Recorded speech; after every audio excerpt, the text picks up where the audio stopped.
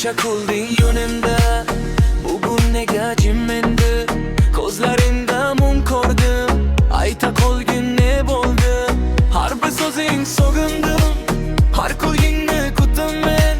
Sensiz qolgan yuragim bombosh bo'lib ketdi. Xato qildim, kechirgin, yuragimni sezgin sen. Qo'lingni ber jonim mening, yana baxtni topaylik.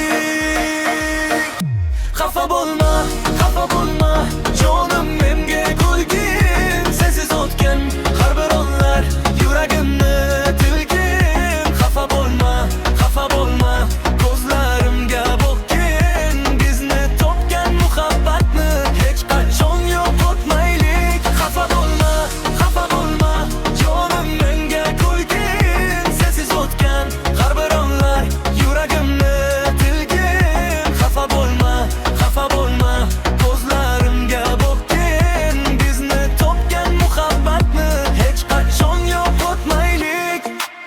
Yomg'ir osti birga edik, quyosh bilan kulganmiz. Birgina shu xafalik deb nega endi yiroqmiz? Orzularni qo'ldan bermay birga yana yuraylik. Sen bor joyda baxtim bordir, qo'limni mahkam tutgin. Bir kulishing yetar menga, yana baxtli bo'laman. Kechirdim deb aytsang faqat osmonlarga uchaman.